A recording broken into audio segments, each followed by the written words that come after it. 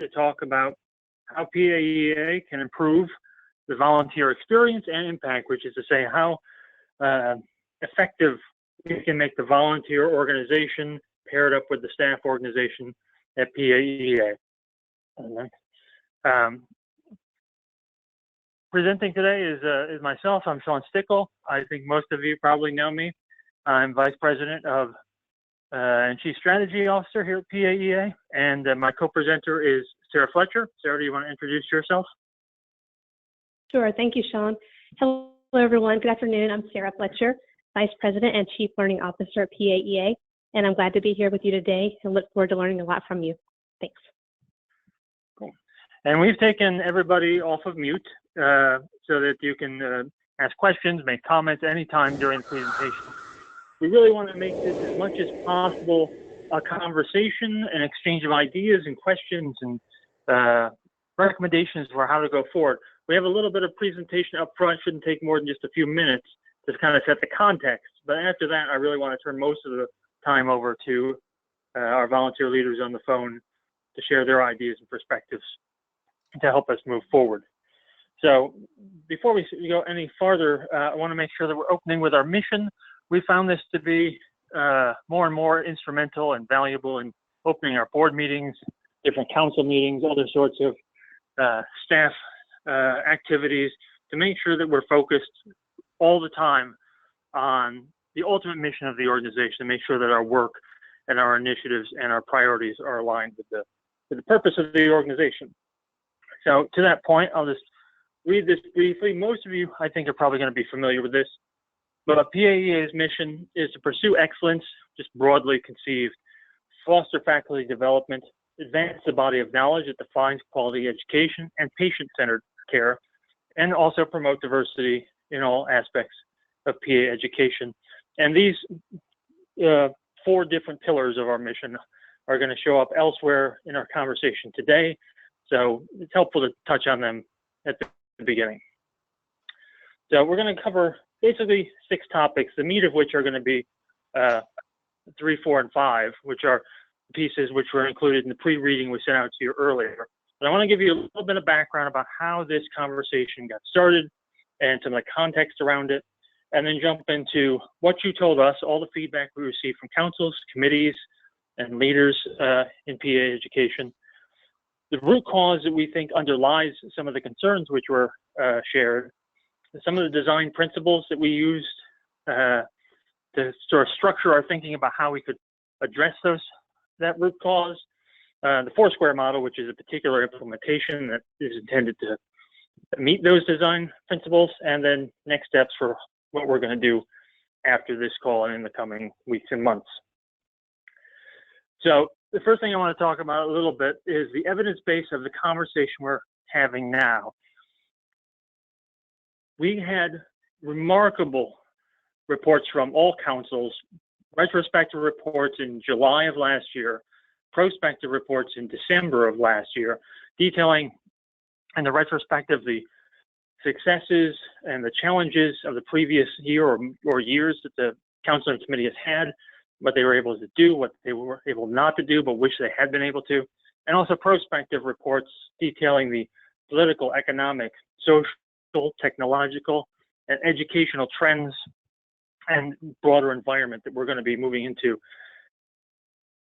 And I just want to pause there and say thank you so much for your council's work and your committee's work on preparing these. These were the foundation of all of our thinking, and what we're trying to do here today is make sure that what we're proposing in terms of some modifications to how staff and volunteers work are addressing these specific issues that came up.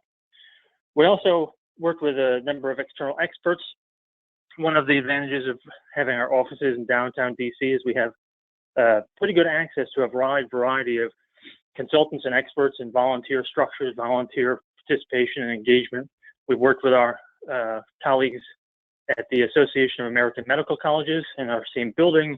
We've worked with a consultant who specializes in nonprofit and association organizational design, and those have also informed our conversations.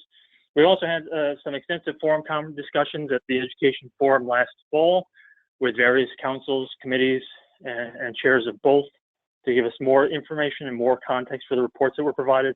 We also conducted some staff interviews, asking pretty much the same questions. What went well? What didn't go well? How could it be improved? How could we be better at providing guidance, support, and input into volunteer work? And how can we make that partnership stronger? Also, at the end of last year, we sent out a volunteer satisfaction survey that went out to all volunteers on every council and committee, basically asking them a variety of questions, but some of the key ones were, what really made your experience worthwhile? What were some of the challenges you experienced? How could we make that experience better? How could we make your work more impactful? And then finally, we did a standard search of industry literature from ASAE, which is the Association, the American Society for Association Executives, and other sorts of organizations devoted to organizational design, volunteer engagement, and so on and so forth. So that's kind of what we're feeding into this. Go ahead. And the question has come up a couple of times with people we've talked to. So why are we talking about this kind of thing now and in the last year? And it basically breaks down into three things. The board is engaging in a strategic planning process, which started last year, but really is taking off this year, 2017, with the goal of having, by the end of 2017, an updated, revised strategic plan that'll set the course for the organization for the next 3 to 5 years. And we want to make sure that the capacities, the capabilities, the staff, the volunteers, the systems, processes, everything is set up to the strongest extent to support that strategy. We don't know exactly what the strategy is going to be because it's still in development, but we're pretty sure that there's certain themes are going to show up, certain ultimate ends and priorities, things like diversity, inclusion, the availability of clinical sites, the importance of faculty development, things which represent key mission priorities are going to show up in the strategy, so we can start to anticipate some of how the strategy is going to put together, even if we can't identify exactly what some of the targets are going to be. The second point is staff organizational realignment. This is something we undertook last year. We had been growing as an organization for many years, kind of organically, adapting as things changed. But we found that we really needed to take a step back, look at how the organization was put together, who was doing what kinds of work, and then start looking at the work we actually needed to do and make a transition, figure out if this work is important and that work is not important. How do we align the staff around those kinds of priorities rather than aligning the work around the staff organization? So that went into effect in January, and we're working through operationalizing that. And we really want to be able to bring the staff alignment and the volunteer alignment into harmony so that they work together as well as possible. And the third thing is just an ongoing issue, which is environmental changes. The political, obviously, we just saw a budget drop from the White House yesterday, which has an enormous influence, or would have an enormous influence on the future of medical education and PA education and other things like this, which are going to keep coming. So in this kind of environment and with these other two things going on, it seemed like an appropriate time to start talking about how do we make sure that staff and volunteers are working at the peak of their respective licenses, so to speak. So let me give you a little bit of background. 2013 was the last time that we changed the volunteer structures a bit. We reorganized into divisions, we renamed some of the groups, we refocused a couple of the work. And since then, since 2013, we've grown from 173 programs, fully accredited member programs, to 218, which is a growth of 26%, which is pretty significant. We've also grown from 4.5 million in annual revenue to 8.1 million, which is a growth of 80%, almost a doubling of our revenue. And we've grown from 21 staff to, in a few weeks, we'll have 38 staff, which again, an 81% growth, almost a doubling of the entire staff. So since the last time we looked at how the staff and volunteers could best be aligned, we've had enormous growth in both program revenue, or membership revenue, and staffing. And it seems like that's a driver for looking at how we ought to respond, because the things we came up 4 years ago were addressing a different kind of organization, a smaller organization, in scope and revenue and capacity. So this seems like a good time to do it. So with that as background, I'm going to go through a little bit of what you told us that came out of the retrospective reports, prospective reports, volunteer satisfaction surveys, in-person conversations, whether at the forum or on the phone over the last 6 to 8 months. And these are the 6 things basically that everybody on the councils wants more of. They want better communication and expectations, what your council or committee is supposed to be doing, what you're supposed to be achieving, clearer guidelines and objectives, which is to say, how do we know whether we're actually advancing in the direction we're supposed to be going in? Increase role clarity for volunteers and staff so that people know what kind of things are staff responsibilities, what kind of things are volunteer responsibilities, where is there an overlap, who makes what kind of decisions, how does that conversation go, what's the flow of information and decisions. Also want stronger direction from the board in terms of a charge is a very sort of open-ended, intentionally kind of vague, not vague, but intentionally kind of wide open topic. And many councils and committees have expressed an interest in having a more tailored, a more defined, a more specific charge that says, here's what we want you to do, here's where we want you to go. Figure it out, councils and committees, that's your specialty, but this is kind of where the board wants you to take a look at. And then also the last 2, people wanted more alignment amongst more aligned work across groups so that there was less redundancy, fewer groups taking on similar kinds of work, and that staff and volunteers both had the same kinds of goals and the same kinds of objectives, working towards the same kinds of ultimate outcomes. And then finally, it was widely reported, volunteer time is limited. The amount of time people have to devote to volunteer activities is less and less and less, and people want more impact out of the amount of time that they have available. They want to make sure that the time they're investing is being valued at the highest level, and the work they're able to contribute makes the biggest difference for the amount of time they can invest. And on the top of this list, you'll see number 1 is better communication objectives. I want to drill into that just a bit, because what people said was, we want better communication. What we're having is we're not getting, we think we have a communications problem. We're not hearing things, or we're not being looped in on things, or we don't understand some things. And one of the findings of industrial organizational design is that basically anytime people say there's a communication problem, while true, that's almost always the consequence, the result of some other underlying issues that need to be addressed directly, some concrete things that can be directly attacked and resolved, where communication can sometimes be a little vague. So these basically break down into 5 areas that lead to communication problems. Unclear roles and responsibilities, you'll remember that is something that councils wanted anyway.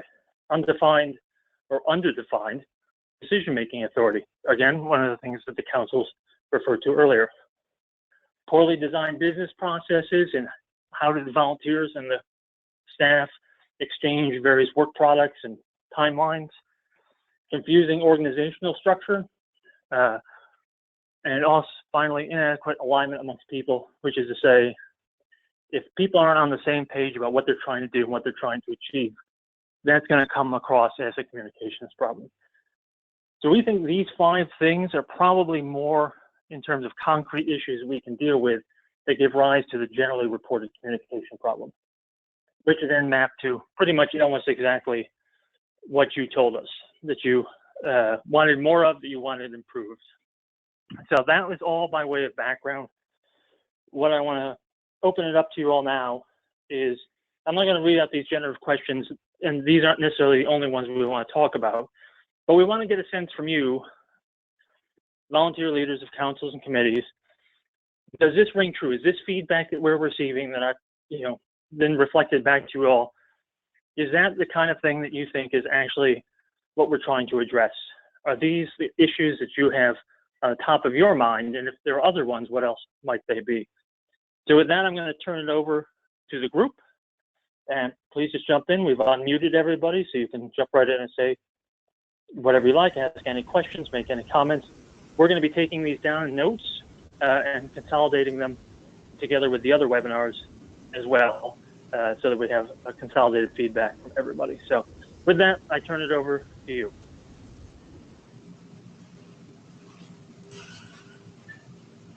This is Bob Hadley here from the CDE. And I think that the report actually highlighted the problems that we were all perceiving. And I think it did a pretty good job. And I think the biggest issue was a sense of frustration that we weren't quite sure what we were supposed to be doing. Good. Thank you, Bob. I appreciate the comment. I think that helps give us some confidence that some of the things we're putting down are accurate. Others?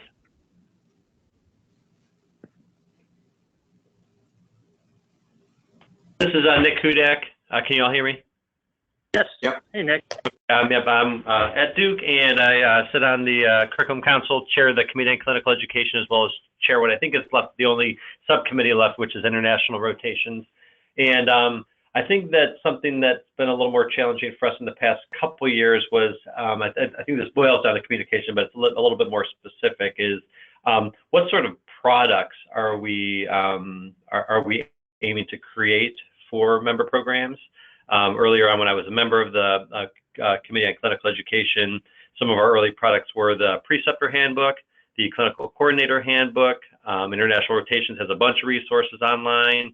And over the past couple of years, we've been aiming to provide products and even being partnered in things for Category 1 CME for preceptors. But I feel like, I think similar to what Bob said, what does success look like? And I think that one specific, I think, challenge for me and for some of the members has been, the idea that eventually there's going to be a resource library available for member programs, with the idea that some of these committees and groups would be able to create products for member programs and preceptors to access, but that library just has never come.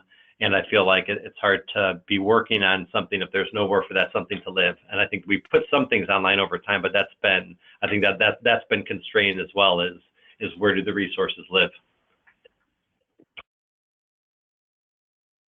Excellent. Thank you for that. That's helpful.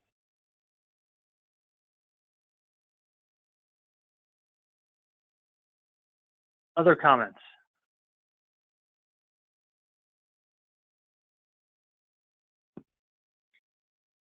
This is Bob again, and I would follow up on Nick's comment that his history is a little bit different from the CDE because there was the pre-existing clinical curriculum committee, which my impression is their charge was basically sort of produce some things that are useful, which they did, and they did a great job. Now, when I came on with the CDE, it was a brand new committee, and really at that point, we did not have a past history of defined, this is what you're going to do. You're going to produce these products. This is what we want. It was much more loosely defined, which I actually appreciated. And we spent a lot of time early on sort of casting about to see what it was we wanted to do. And so I think one thing that, was some of the frustration that you perceived in the reports was the role of the committees and councils is still a little bit unclear. Are we in charge of creating things? Are we in charge of, facilitating other people creating things, or are we doing strategic planning? And I think we would all like some clarification of that. We all, I think, like certain aspects of each of those things, though. Excellent. And I think we're going to touch on exactly some of those points in a few minutes when we get to some more details of some of the recommendations. So thanks for setting that up. So why don't we go ahead and move forward to the next section, which is identifying the root cause. So one of the things when we were looking at all the reports and all the other evidence that we had and all the other environmental scanning we've been doing, we wanted to make sure that we weren't trying to address and solve a myriad of consequential problems, things that rise from a single or at least a small set of core problems or root causes. We really wanted to identify to the extent possible if there is a root cause which is causing all of these concerns or giving rise to many of them, if we can solve or address that single root cause or that small set of root causes, then we can kind of do away with and start addressing a wide variety of actual experienced issues in a more direct fashion. So after talking with some of the experts that we have access to and looking at some of the literature on the growth and maturation of nonprofits and associations in general, we kind of found that this model seemed to represent the life cycle that PAEA has been going through in the last 5, certainly the last 5, and probably over the last 10 years, from an organization which, let's say 10 years ago, 2007, 2006, when we, kind of departed from AAPA and went out on our own. It was primarily a member-led organization. The board is elected by the members, governed by the members, strategy is set by the members. Volunteer informed in the sense that all the intelligence and knowledge of what's happening in all the different kinds of programs, a wide variety of different programs, state schools and non-state schools, private and public, research-oriented and liberal arts, all that kind of rich information about what's happening out in the world needed to be brought through the eyes and experience of volunteers who are actually working in those places together so that we could have a strongest information base on how to act. And primarily volunteer implemented, which is to say, the strategy that the board agreed to, locked in on, finalized on, was day to day implemented primarily by volunteers. Volunteers would come in, roll up their sleeves, they would do much of the work of actually running the organization, everything from website to finance to communications. And over time, the organization became successful and generated more revenue and had a stronger position in the education field, and the field itself started growing, which contributed more revenue. And we got to a point where we could start hiring more full-time staff, more professional staff, more staff with experience in particular domains, whether communications or education or leadership or exam design.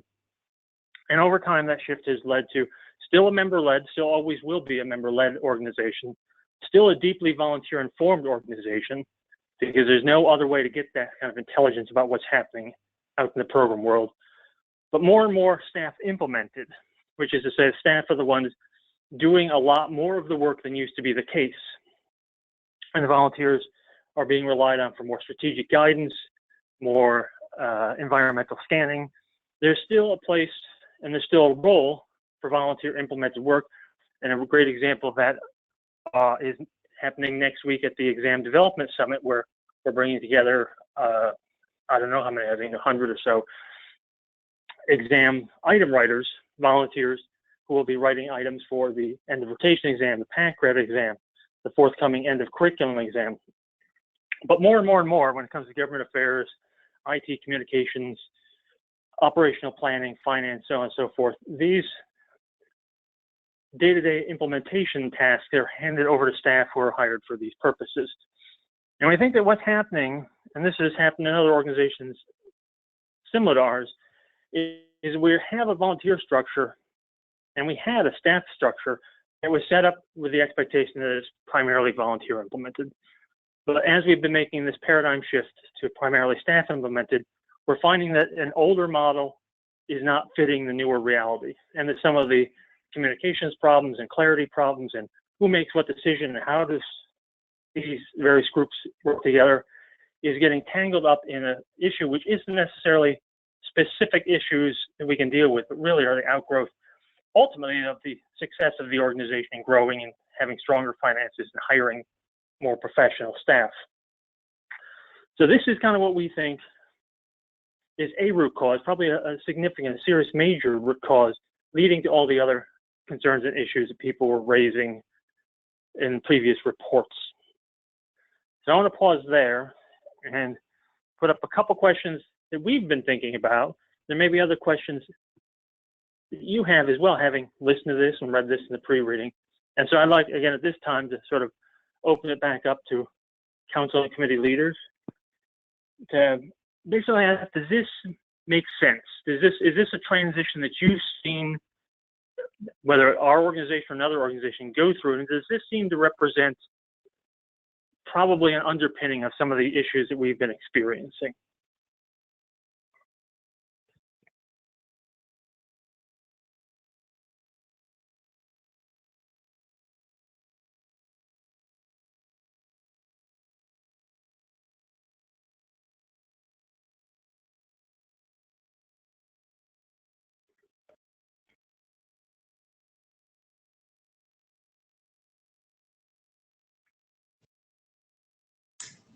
Well, this is Bob again. It's kind of quiet, so I thought I'd throw in a comment or two.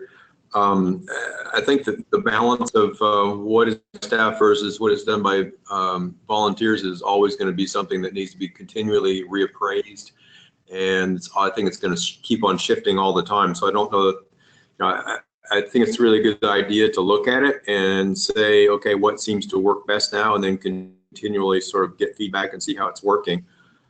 You had asked about other organizations, and I was with the AAPA Education Council and Professional Education Commission for several years, and they actually went through sort of an interesting evolution in terms of balance, in terms of what staff did and what volunteers did. I think hit sort of on both sides of what's optimal, because initially when I came on with that group, there was a lot of staff support, but a lot of autonomy and activity by the commission, and then it sort of drifted into almost zero staff support, and the commission was sort of on its own and not direction.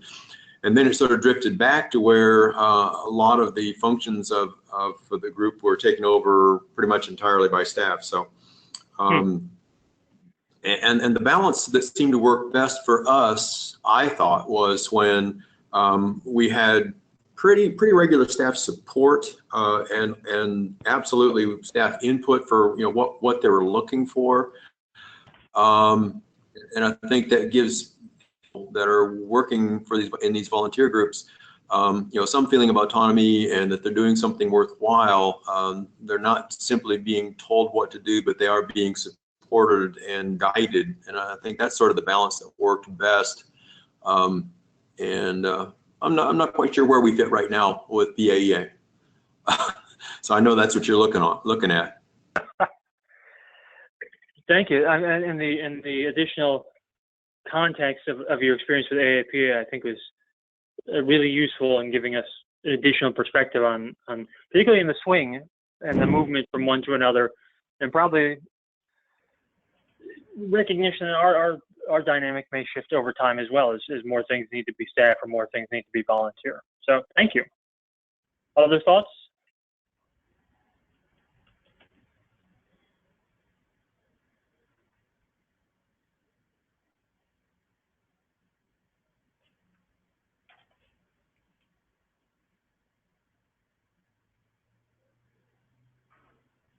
Okay, hearing none, we'll go ahead and move on to the next section, which is the design principles that we put together.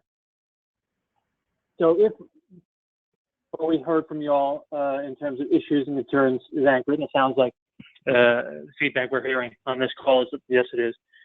And this will cause, at least within the realm of possibilities. And we wanted to say, all right, well, if we were going to make any realignment, any adjustments to the staff volunteer structure, what design principles do we need to take into account? What things do we need to say? These are important values that we hold about how this organization should be structured, so that when we come up with options for making modifications, we can go back and compare them against these principles and say, does this proposal align with these things that we think are important, these values that we have, these principles that we hold? So there's three that we came up with that we think do a good job of kind of capturing the major parts that we think are important to have. One is that whatever we have should be simple. like the less overhead there is in terms of rules and exceptions to rules and workarounds and complicated workflows and settings and meetings to set up meetings, the better it's going to be for everybody, both in terms of the limited amount of time volunteers have to contribute. We don't want to spend that on process as much as product. And also because there's a certain level of just administrative overhead that comes both from weighs and ends up weighing both on volunteers and on staff to try to run a fairly complicated organizational structure.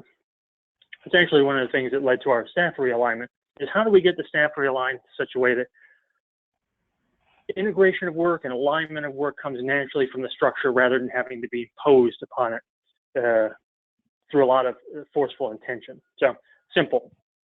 The second principle is clear. We wanted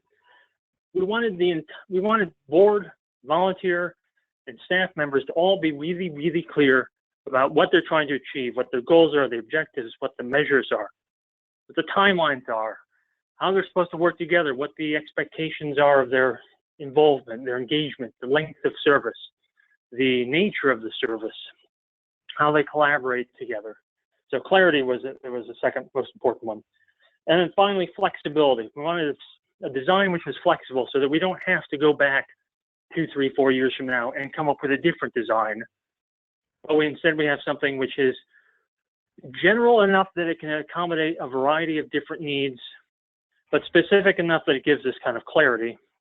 And that's so that place between generality and specificity is what we're calling flexible, something which we can adjust over time to meet our emerging needs. As new ideas come up, as new priorities come up, we don't have to build different kinds of structures.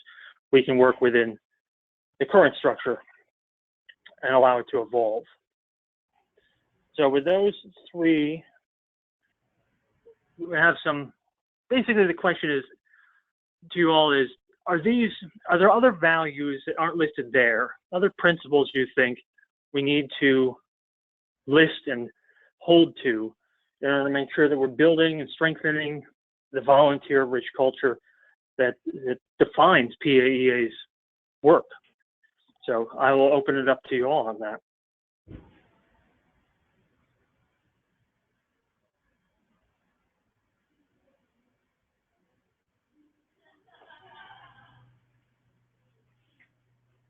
So this is Nick again. I'll sort of speak from the clinical committee and clinical education perspective, and I'm going to sort of speak a little bit to my experience before 2013 and since 2013. And before 2013, I would describe, and I was not chair at the time, and we had two excellent chairs during that time frame who did a great deal of leadership. I think during that time, the committee, I think, had very good staff support, and I think had its charge, but was, I think, very self-directed in determining what the priority projects were all the way through implementation. When the volunteer structure was reorganized in 2013, there was a lot of discussion among the members who had been on it since its inception. Were we still going to be self-directed? Were we going to be, sort of collaborating with the council above us? And I sit on that council as the chair. So there's some question as to, are we self-directed or are we now being told what to do? And I think that since then, I think our committee has done a good job of collaborating with both the Committee on Didactic Education as well as that council on some projects. We've continued to initiate projects on our own. But I think from a structural standpoint, I think as much clarity as possible on are groups generating their own project ideas, or are they going to be delegated projects, and just what that looks like and feels like, because I think that makes a big difference. Excellent, good. Noting that down, that kind of clarity is exactly what we're hoping to work together with volunteers and staff and the board to bring more to everybody. So thanks for saying that.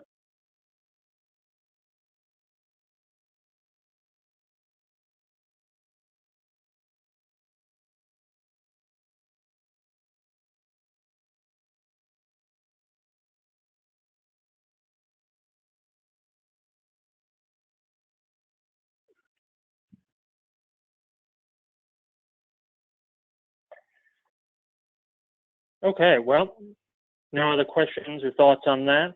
We'll move to the next section here, which is what we're calling a Foursquare model. And this was conceived of based on the feedback from what we heard from you all, based on our understanding the shift, the paradigm shift in organizational from primarily volunteer implemented to primarily, or at least more heavily staff implemented. And those design principles give sort of an outline for thinking, which this is the result. And basically comes down to looking at our various groups in different ways. What we found was in the past, certainly after 2013, was that we had tried treating every group pretty much identically, whether that group was a very specifically functional group like the exam development board who come together once or maybe twice a year to write exam items, or whether the group was more of a generative thinking group trying to come up with the future directions in some topic that the board needs to pay attention to, and whether it was some other kind of combination of those. We were treating them pretty much all the same in terms of structure, in terms of resourcing, in terms of how many staff time, in terms of how many volunteers were on the group. And a lot of the feedback we've gotten is that the group should be defined by the kind of work that's being done, rather than trying to adhere to a more generic system where everyone is designed in sort of the same way. That we need to look at what kind of work are we trying to do, what kind of outcomes are we trying to achieve, what kind of timeline does that work need to be effective, what kind of direction and what kind of level of thinking is it? Is it straight up just writing exam items that have to be really carefully analyzed for statistical validity? Or is it thinking, what is the future of a diversity and inclusion standard and accreditation level to help improve the quality of programs overall and improve equity and access to students across the United States? These are different kinds of work, and we need to have, we think, different kinds of groups that better reflect the kind of work and the ways in which that work is done. So the way we were able to break this out is basically on two axes. One is advisory or functional. Advisory groups are the kind of groups that are trying to look over the horizon, trying to see what's coming up that other people don't see, trying to look around the entire environment and see what's going on and how can we tie this together in sort of an integrated way to give a consistent and high-level picture to the board particularly, but also to others about what we should be as an organization paying attention to, prioritizing, strategizing for, resourcing. And that kind of work is very different than the other type, which is functional, which is there are specific kinds of work that have a day-to-day kind of component to them. We need to write exam items. We need to prepare for the conference and put on the annual conference. We need to review various articles that are submitted for the research, the journal PAEA Education. That kind of work is different, and so that's one of the axes. There's also a duration component. There are some kinds of groups which are ad hoc. They come together for a short period of time, relatively short period of time, less than a year anyway, to conduct very specific work, whether advisory or functional. And when that work is done, they essentially disband and move on either to different kinds of work, or we reassemble them on a periodic basis to do different kinds of work. There are also other kinds of groups which are standing. These are longer term groups that either have to have continuity of purpose because there's a deeper level of understanding that needs to be built up, more context that has to be organized, relationships that have to be managed over a longer period of time, and so on. So with those two axes, we get basically four kinds of groups in this Foursquare model. We get what we are calling mission advancement commissions. These are the advisory, these are the standing advisory groups of people who are looking at basically the four pillars of our mission: excellence/leadership, diversity and inclusion, research, faculty development. Working to sort of synthesize massive amounts of information to give the best kind of advice to the organization about how can we make sure that we're moving our mission forward in a consistent, integrated way across the entire organization.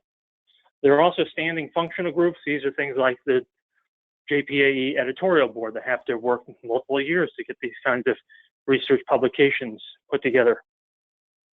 We have ad hoc, what we're calling task forces. These are things we use right now on the board level, but they can also be non-board task forces, small, specific groups brought together for a short period of time to address specific emergent issues. And a good example is the board assembled a task force on full practice authority and responsibility to prepare a series of recommendations for AAPA's House of Delegates meeting in May. Once they're done, that group will disband. And there are also functional ad hoc groups.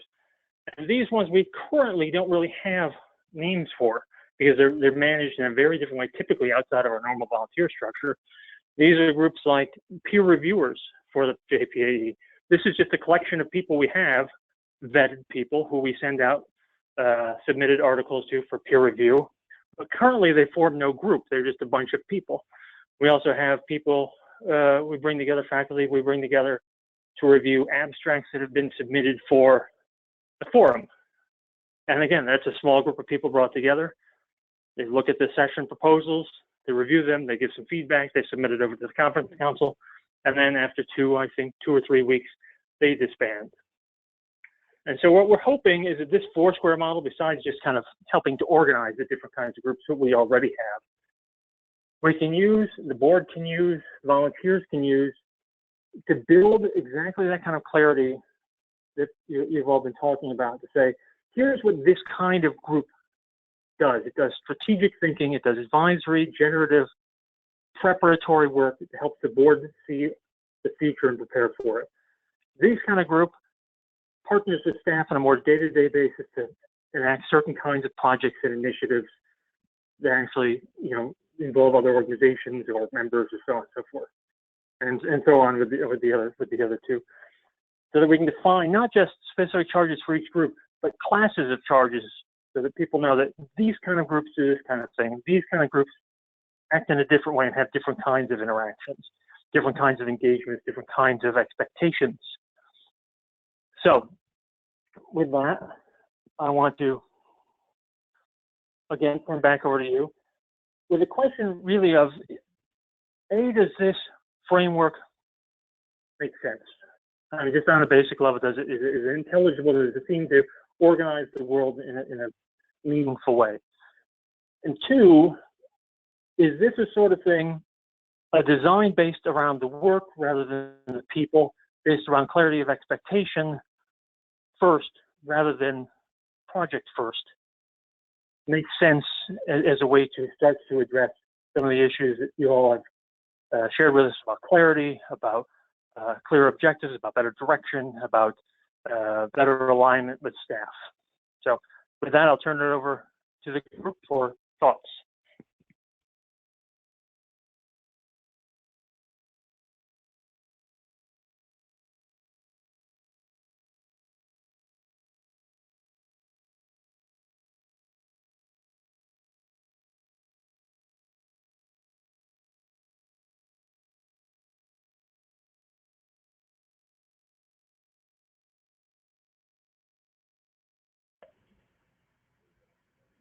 This is Nick again, just real briefly here. I think that it would be, I like that sort of four-square rubric. I think it would be very helpful for people to know what the timeline is and really what their expected product is, whether that's a report from thinking, whether it's a product such as a handbook or a preceptor development tool. But again, I just think being very highly specific regarding sort of the timeline and again, what success looks like, whether that's short-term or long-term. I think I made a point as a chair, and I think having the opportunity to present at the clinical coordinators workshop each year has helped me do this, which is a chance for us to summarize what we've worked on and share that and to let the member programs know this is what we've been working on. What are your thoughts? What are your needs? That's always been a helpful time for me and the entire group to just sit down and say, what are our accomplishments? And some years there's more to talk about than others, but I think for me that's always an important time just to show where the proof is. That's a great point. Thank you, Nick.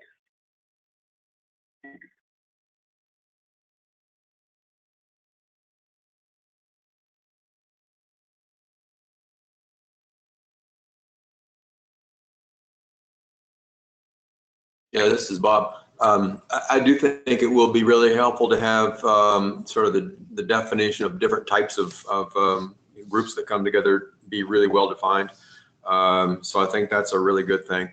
And I honestly don't know how much that affects, the root causes. I think it won't hurt, but I'm not sure that's I'm not sure that's the solution to some groups feeling like they're not sure what they're doing. Yeah, that makes a lot of sense. And you're right, there's parts of that I think we need to either make a better, I think we just need to make a better connection to. So thank you for that.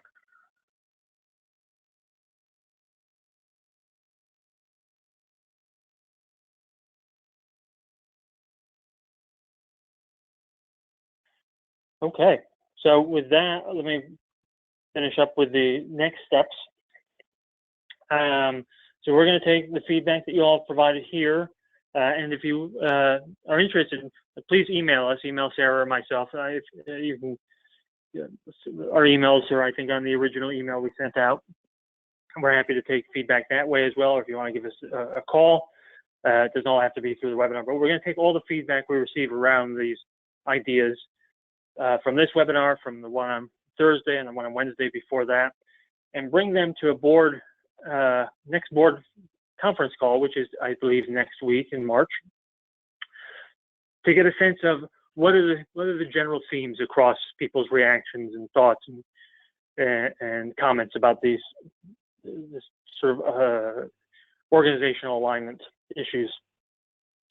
And then based on that, we're going to be making that a focal point of the 2017 Leadership Summit, which is near the end of April, which all council chairs, the board members, and staff will be attending to talk about, based on this feedback, based on the other research we have, based on all the comments that we discussed at the beginning, taking all that into account, we want to make it a working session to say, all right, how do we take this and how do we take the recommendations we have here or some variation on them and implement them and operationalize them? We want to walk out of that meeting, out of that leadership summit with a specific set of concrete next steps that allow us to start put this into action, because we know the councils have been in a pause for work for some time to help us and to help volunteers and the board and the staff kind of think through a lot of these issues. But we don't want to prolong that. We want to start taking specific action to adjust the structure where we need to and start moving forward, because there's a lot of important work that we need to get done, and we need to start ramping up for the strategy and changing how some of our focus, what work if we're going to end up being focused on. So next steps in greater detail will follow from that leadership summit based on the work and the participation of everyone from the board and the council chairs and the staff. And with that, I'll end the webinar unless you have any other, unless there are any other comments or questions at this time.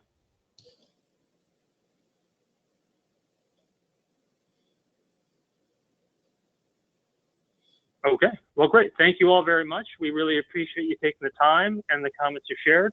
And again, if you have any additional comments, please feel free to email us. We'd love to hear more reflections, and we'll be talking with you soon. Thank you very much.